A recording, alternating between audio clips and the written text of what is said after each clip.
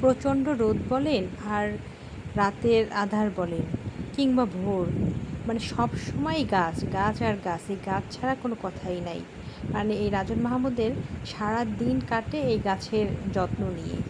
প্রচণ্ড রোদের মধ্যে আমরা ঘর থেকে বের হতে পারি না, কিন্তু তাকে দেখব যে মানে কোনো না কোনোভাবেই গাছের সাথেই জড়িয়ে আছে, গাছের যত্ন নিচ্ছে। আবার রাতের বেলা এই যে এখন মানে সে এই মানে গাছের জন্য মাটি তৈরি করছে এবং তাতে সাহায্য করছে আমাদের মামুন ভাই। মানে এই দুইজনে মিলে মানে গাছের যে পরিমাণ যত্ন করে আর যে পরিমাণ টাকা খরচ করে, আসলে এগুলো ভাবাই যায় না। মানে মানুষ গাছকে ভালোবাসে তাই বলে এত, মানে আর পৃথিবীতে মনে হয় যে আর কোনো কাজেই নেই, সারাদিনেই শুধু গাছের পিছনেই পড়ে থাকে।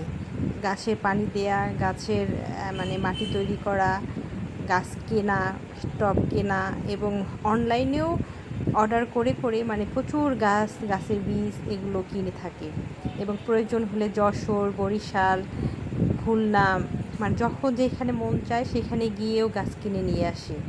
এবং মাটি যখন যেখান থেকে শোনে যে মাটি এখানে আছে, তখন গাছের জন্য সে মাটিও কিনে আনে, সার কিনে আনে। মানে এই গাছ ছাড়া তার জীবনেই যেন অন্ধকার, গাছকেই তিনি ভালোবাসেন।